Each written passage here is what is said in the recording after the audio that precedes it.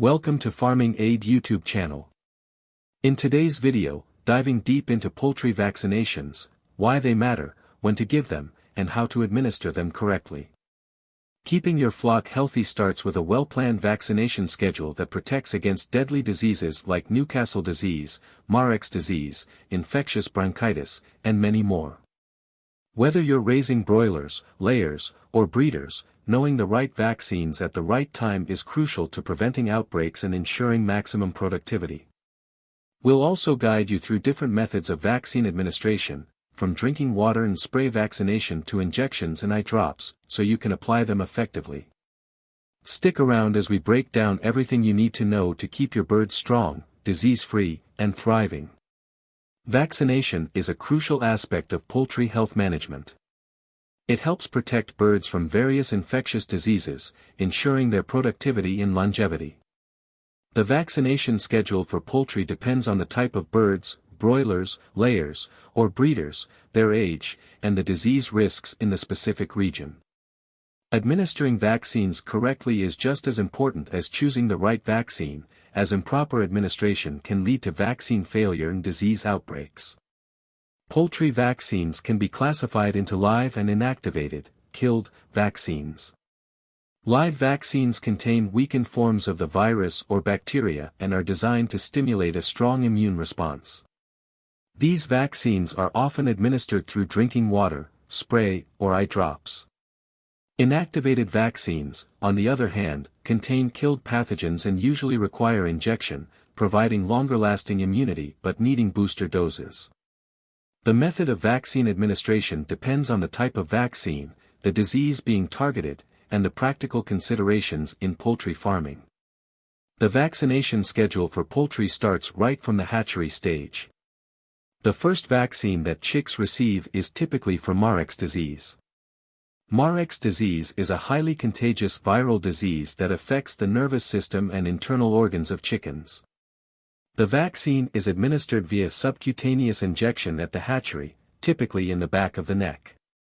This vaccine is essential because Marek's disease is widespread and can cause significant losses in poultry flocks.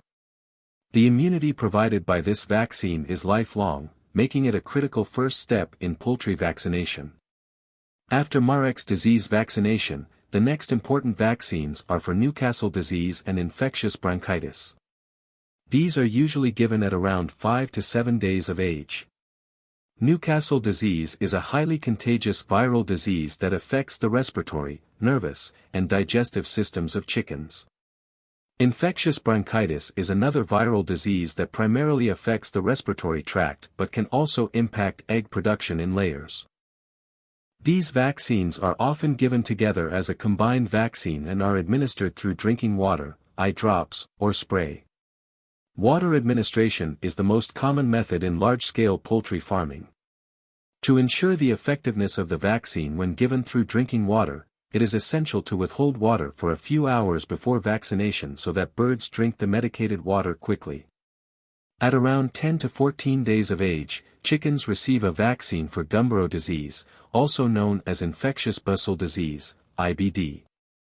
Gumboro disease affects the immune system of young birds, making them more susceptible to other infections.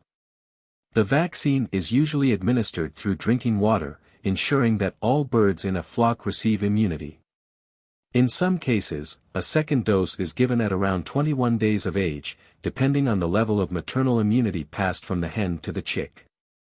By the time the birds reach 3 weeks of age, they require booster vaccinations for Newcastle disease and infectious bronchitis. These booster doses help reinforce the immunity developed from the first vaccination. In broilers, these vaccinations are often completed by 4 weeks of age, as broilers are typically marketed for meat production at 6 to 8 weeks. However, for layers and breeders, additional vaccinations are required because they have a longer lifespan. At around 4 to 6 weeks of age, poultry may receive vaccinations for fowl pox and avian encephalomyelitis. Fowl pox is a viral disease that causes lesions on the skin and mucous membranes of birds, particularly around the face and comb. The vaccine is administered using the wingweb stab method, where a special applicator is used to prick the wing membrane with the vaccine. Avian encephalomyelitis, which affects the nervous system, is often included in the same vaccine and given in a similar manner. As birds approach 8 to 10 weeks of age, they receive another round of vaccinations for diseases such as Newcastle disease, infectious bronchitis, and Gumboro disease. These booster doses are crucial for layers and breeders to ensure long-lasting immunity. Vaccines at this stage are often administered through drinking water, eye drops, or injections. Some poultry farmers also opt for spray administration, especially for respiratory diseases, as it ensures even coverage across the flock. Between 12 and 16 weeks of age, layers and breeders require vaccination for fowl cholera, fowl typhoid, and egg drop syndrome. Fowl cholera and fowl typhoid are bacterial diseases that cause severe infections, leading to high mortality if left unchecked. The vaccines for these diseases are usually inactivated and administered via injection. Egg drop syndrome is a viral disease that affects egg production, causing soft or misshapen eggs.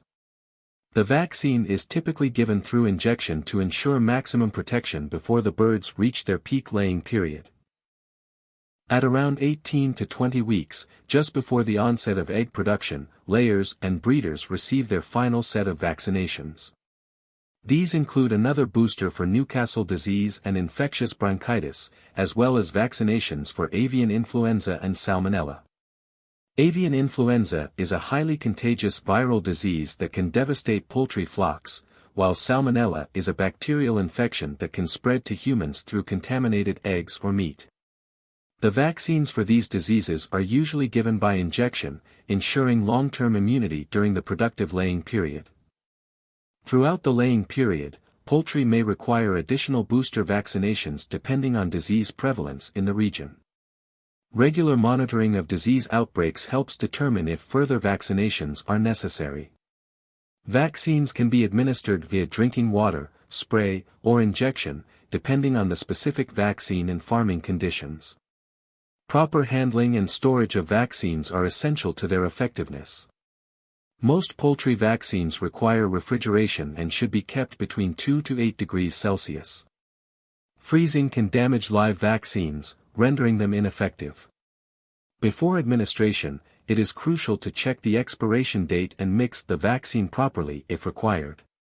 For water vaccines, clean, non-chlorinated water should be used, and stabilizers like skim milk powder may be added to protect the vaccine's potency. The success of a poultry vaccination program depends on careful planning, proper administration, and good biosecurity practices. Vaccination should be combined with other disease prevention measures such as maintaining hygiene, controlling pests, and minimizing stress in poultry flocks. A well-executed vaccination schedule helps ensure healthy birds, improved productivity, and profitability in poultry farming. In summary, a well-structured poultry vaccination schedule is key to keeping birds healthy and disease-free. Whether given through drinking water, injections, sprays, or eye drops, each method plays a vital role in building immunity. Proper timing, handling, and administration ensure the best protection, helping farmers raise stronger, more productive flocks. Stay committed to vaccination, and your poultry will thrive. Would you like the information? Thumbs up and subscribe for more videos.